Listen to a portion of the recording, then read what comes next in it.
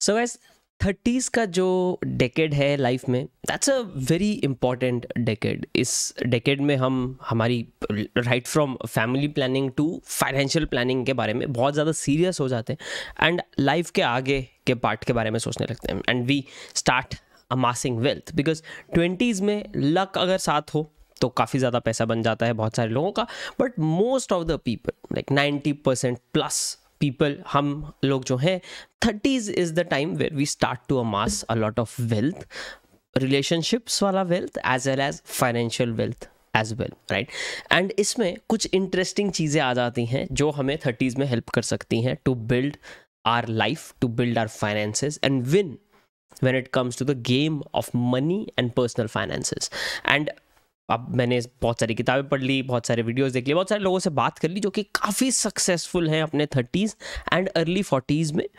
And there are some common themes that I realise which I wanted to share आप लोगों के साथ. अब मैं 30 का हूँ, सो इसके बेस पे मैं मेरे अगले 10 साल यहाँ पे निकालने वाला हूँ एंड इसके ऊपर चीज़ें जो है मैं यहाँ पे बिल्ड करने वाला हूँ, राइट. तो इसी चीज़ पे अगर आप 30s में हैं तो लाइक ज़रूर दबा दें, so that I get to know also कि कितने आप में से लोग जो हैं एक्चुअली 30s में आते हैं. अगर आप 30s में नहीं हैं तो भी लाइक दबा दें, बट 30s में हैं तो स्पेशली दबाना मत भूलना, राइट. सो फर्स्ट पॉइंट जो आ जाता है, जो हमें हमारे फाइनेंसेस एंड मनी गेम को विन करने में या जीतने में उसके ऊपर हेल्प कर सकता है, that is guys building an anti fragile career.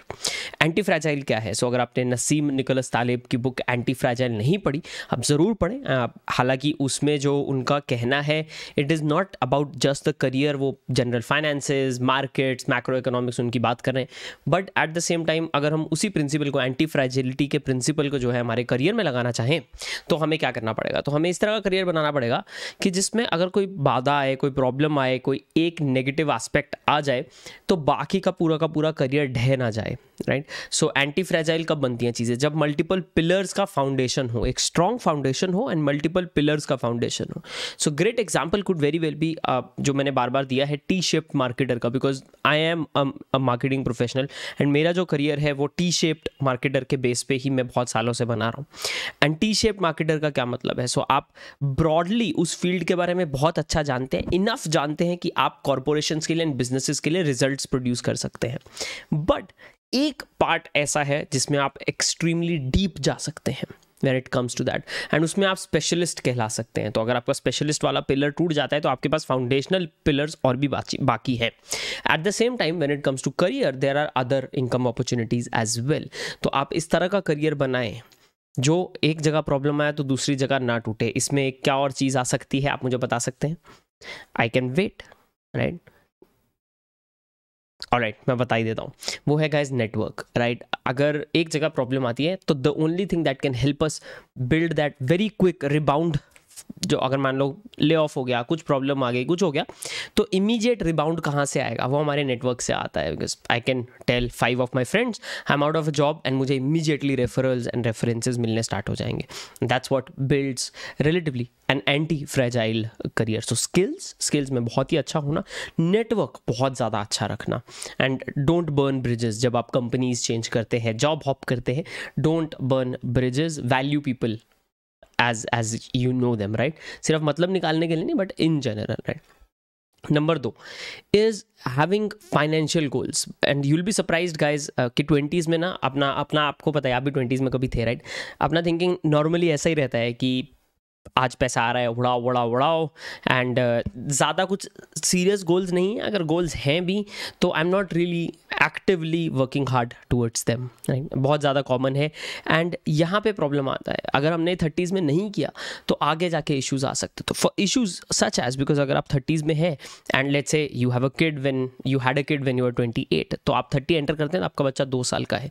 जब वो 3 साल का हो जाएगा उसका स्कूलिंग स्टार्ट हो जाएगा, एंड स्कूलिंग, ट्यूशन्स, आपको पता है फीस कितनी है आजकल, right. So if you are not planning about this तो आपको प्रॉब्लम हो सकता है. जब वो बच्चा जब स्कूल में 11th 12th 10th क्लास में जाएगा, दैट विल बी व्हेन आप अपने 30s में ही होंगे, राइट. सो वहाँ पे there will be an added pressure. Tuitions का 10,000 11,000 15,000 20,000 रुपये आपके महीने के एक्स्ट्रा ट्यूशन्स पे भी लगने लगेंगे, right. Then college, that's an added point, right. 30 40 50,000 rupees a month extra. वो कहाँ से लाओगे आप? सो वहाँ पे प्रॉब्लम आता है, and this is something that we have to understand and this is something that we have to build for. तो having goals across the board, बच्चों का हो जाए, चाहे फैमिली प्लानिंग वाली साइड से हो जाए, चाहे 30s में लोग ये भी सोचने लगते हैं कि यार मैं मिड 30s में या लेट 30s तक घर ले लूँ, तो आपको एक डाउन पेमेंट यहाँ पे अमास करनी है, चाहे वो 10 लाख है, 15 लाख है, 20 lakh, whatever amount that is right. So अगर आप 20 लाख यहाँ पे होल्ड करना चाहते हैं और या 20 लाख आप डाउन पेमेंट देना चाहते हैं, इंडिया का आपको पता है रियल एस्टेट लेने जाओगे तो कैश तो देना ही पड़ेगा, राइट। एक बुक वैल्यू होगी उसकी, यानी कि ऑन पेपर वैल्यू एक होगी, उसके अलावा मोस्टली जितना आप ऑन पेपर दे रहे हो उससे कहीं ज़्यादा आपको कैश देना पड़ेगा, तो वो कहाँ से लाओगे, राइट। प्लस डाउन पेमेंट आपको देनी पड़ेगी जब आप अगर उस प्रॉपर्टी पे लोन लेते हो। अगर आप खुद का घर बनाना चाहते हो, different scenario all together, but at the same time वहाँ पे भी आप लोन लोगे तो वहाँ पे भी डाउन पेमेंट तो करनी ही पड़ेगी। तो you will have to fix a goal for those expenses and उनकी तरफ आपको चिप करना है। बाय द वे, इसके साथ इन्वेस्टिंग, सेविंग्स का गोल, कि आपके पास 12 महीने का खर्चा है, सेव्ड है, नहीं है, मेडिकल चीज़ों को लेकर आपका खर्चा बढ़ने लगेगा 30s में। So a lot of people don't have these goals, so get these goals ready and slow chip away करो। इसमें पैनिक करने का ज़रूरत नहीं है, 10 साल है, बहुत है। हर महीने थोड़ा थोड़ा करते जाओ एंड हर साल जैसे आपके सैलरी बढ़ती है, चाहे 6 महीने में आपके अप्रेजल्स हैं या 1 साल में है, उसके हिसाब से उसमें आप जो इन्वेस्ट कर रहे हैं या जो सेव कर रहे हैं उसका भी परसेंटेज अकॉर्डिंगली बढ़ाते रहे। तो तीनों चीज़ों में, सेविंग्स, इन्वेस्टमेंट्स एंड पैसा जो उड़ाना है, तीनों तरफ आपको थोड़ा थोड़ा उसको 3 पार्ट्स में डिवाइड करके डाल देना है, right. So I think that's a very interesting point जो थ्रू आउट 30s करना चाहिए, which is something which we don't do in 20s, so 30s में स्पेशली हमें करना चाहिए। नंबर 3 चीज़ जो मैं पर्सनली करना चाहता हूँ एंड आई थिंक आपको भी इसके बारे में कंसिडर करना चाहिए कि ग्लोबल इकोनॉमी जिसकी जो बढ़ रही है इतनी, एंड डिजिटल इकोनॉमी बढ़ रही है, वहाँ पे हमारे पास अपॉर्चुनिटीज़ बहुत सारे ओपन हो जाते हैं। एंड बहुत सारी कंपनीज जो आपको फुल टाइम एम्प्लॉय करती है ना, they are now being diverted into कि we are okay with our employees having multiple sources of income. तो I think it's extremely important, because हम जॉब तो रखते हैं बट जो एक्चुअल फाइनेंशियल फ्रीडम आना है ना, वो मल्टीपल सोर्सेज से आने ही आना है। And I am not saying यार 7 सोर्सेज, मिलियनियर्स वगैरह, वो सब बात नहीं कर रहा हूँ मैं, जनरल हम जैसे लोगों की बात कर रहा हूँ यहाँ पे कि हमें क्या करना चाहिए। सो आई पर्सनली थिंक कि हमें ट्राई करना चाहिए कि during our 30s we add 3 extra sources of income on top of our main source of income, and वो 3 sources of income could be very well कि आपने एक दुकान, रियल एस्टेट कमर्शियल दुकान खरीद ली है, वहाँ से आपको रेंट आ रहा है, उसमें से नेट आपका 2-3 हज़ार रुपये कैश प्लस पॉजिटिव आ रहा है, आपको पॉजिटिव कैश फ्लो आ रहा है, is fine. I am fine with 2-3 thousand positive cash flow, because वो हर साल रेंट भी तो बढ़ेगा ना, वो सारी चीज़ें भी होनी है। तो स्टार्टिंग में अगर आपको 1,000-2,000 रुपये भी पॉजिटिव कैश फ्लो आ जाते हैं उससे, that is fine. But usually इस तरह का जो इन्वेस्टमेंट है वो लोग लास्ट 3 पार्ट्स, तो देखिए हर 3 साल में एक इनकम सोर्स ऐड करना है।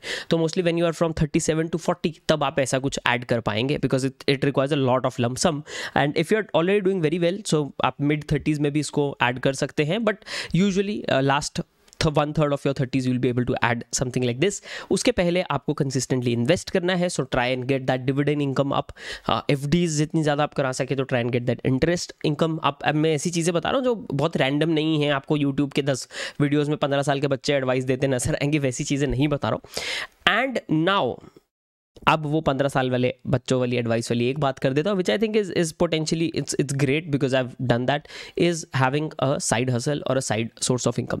अगर आपका फैमिली टाइम परमिट करता है एंड अगर आपकी लाइफ परमिट करती है तो try and get 1 additional source of income जहाँ पे आप किसी और के साथ काम कर रहे हैं, चाहे आप फ्रीलांस कैपेसिटी में काम कर रहे हैं, चाहे आप कंसल्टिंग कैपेसिटी में काम कर रहे हैं। कंसल्टिंग कैपेसिटी में काम कर रहे हैं तो आई थिंक दैट्स ग्रेट, अगर आप ऐसा कुछ कर सकते हैं तो आई थिंक उसमें बहुत ज़्यादा पोटेंशियल है, इनकम पोटेंशियल भी बहुत अच्छा है, आपको अच्छा लमसम मिलेगा। एंड विद कंसल्टिंग आपके ऊपर ऐसा प्रेशर नहीं रहेगा कि आपको थ्रू आउट द ईयर काम करना है, right. So you can have 1 or 2 project जो आपको 2-3 लाख रुपए एक्स्ट्रा दे देते हैं हर साल। आई think that's life changing amount for most of people, because अगर हम 30s की बात करें एंड आपको महीने का या रादर माय बैड आपको साल का 2-2.5 लाख एक्स्ट्रा मिल रहा है, so over a period of 10 years that's 25 lakhs extra. And lot of people, आपको पता है, वो अपने लाइफ टाइम में जब वो रिटायर होते हैं तो उनका 40, 50, 60, 70 लाख का रिटायरमेंट पोर्टफोलियो बनता है, and you will have in 10 years that amount just by having एक छोटा सा कंसल्टिंग का काम अलग, जिसमें आप शायद हो सकता है 2 प्रोजेक्ट्स ही लें कंसल्टिंग के, उसमें भी आपका नेटवर्क आपको हेल्प कर सकता है, चाहे आप उसको फ्रीलांस लें, चाहे आप उसको अलग अलग जो वेबसाइट्स आजकल आ रही हैं। So one of my friends had recently shared with me GLG insights, तो इस तरह की जो वेबसाइट्स आ रही हैं वहाँ पे आप कुछ कर सकते हैं। पर्सनली मुझे कोई प्रोजेक्ट लैंड नहीं हुआ है वहाँ पे, but he did get a project, जिसके बाद आई आस्क्ड फॉर कि क्या है exactly, and he got me signed up as well. So interesting, ऐसी बहुत सारी अपॉर्चुनिटीज़ ओपन हो रही हैं, specially with digital field, and consultants को ज़्यादा जो एक्सेप्टेंस मिल रहा है. एंड व्हेन आई से consultants, I don't mean full time consultants, I mean part time consulting वाले जो नौकरी करते हैं बट पार्ट टाइम किसी कंपनी के साथ, किसी स्टार्टअप के साथ कंसल्ट भी यहाँ पे करते हैं. So these things can open up a lot of opportunities by your kind of end 30s जब आपके होते हैं उसके आसपास तक. and this is what I am aiming for. Number 4 is guys investing actively, and I think this is a big habit to build. and active investing का मेरा मतलब नहीं है कि आप बैठो स्टॉक मार्केट के चार्ट देखो या ट्रेडिंग करने बैठो.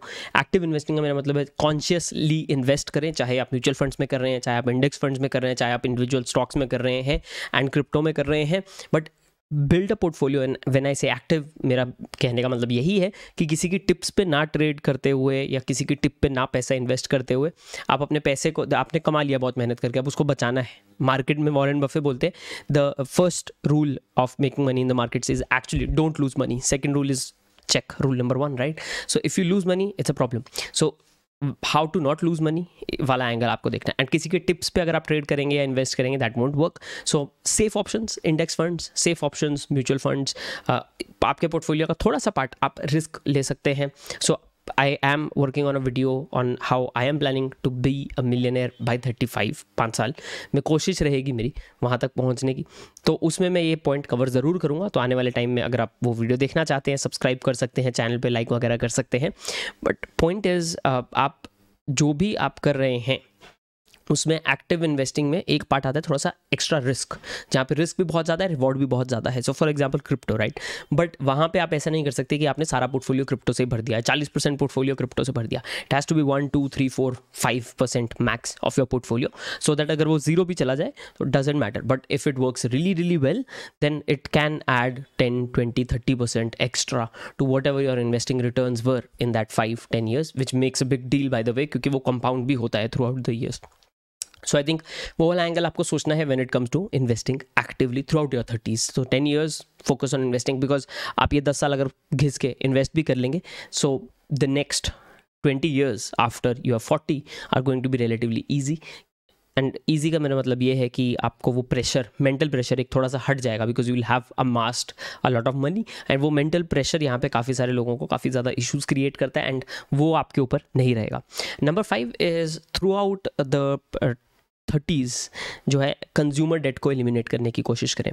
सो ड्यूरिंग 20s क्या होता है, गेट मैरिड, घर का खर्चा है, नया घर सेटअप करना है, फर्नीचर, ये वो बहुत सारी चीज़ें आती हैं.